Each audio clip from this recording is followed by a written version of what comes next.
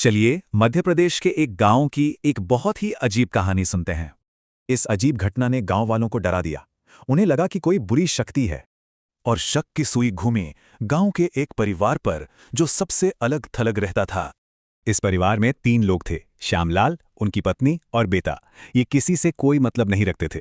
गांव वाले इतना डर गए कि उन्होंने उस घर के पास से गुजरना ही छोड़ दिया। और फिर अचानक ये अजीब घटनाएं बढ़ने लगीं। निशाना बने वो 3 घर जो इस परिवार के सबसे करीब थे। जब सबने एक जैसी बातें बताईं तो डर पक्का हो गया। ये कोई इत्तेफाक नहीं था।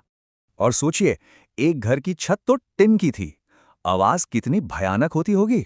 अहम बात यह थी कि मूर्तियों की प्राण प्रतिष्ठा नहीं हुई थी, मतलब वो सुरक्षित नहीं थीं। खुशकिस्मती से काली मंदिर के एक माने हुए पुजारी अगले ही दिन गांव आने वाले थे। पुजारी ने आते ही समझ लिया कि यहाँ कोई बहुत शक्तिशाली नकारात्मक ऊर्जा मौजूद है। और यहीं पर सारा राज खुला। जो गांव वाले सोच रहे थे, सच्चाई उससे बिल्कुल अलग थी। पुजारी ने बताया कि परिवार किसी को नुकसान नहीं, बल्कि अपनी आर्थिक तंगी दूर करना चाहता था। यहां तक कि श्यामलाल की पत्नी कमला भी ठीक उन्हीं चीजों से गुजर रही थी जिससे पड़ोसी महिलाएं। पुजारी ने श्यामलाल से कहा कि घर पर पूजा पाठ बंद करके सिर्फ मंदिर में ही करें। इसके बाद गांव में तो शांति हो गई, पर उस परिवार का बहिष्कार कई सालों तक जारी रहा।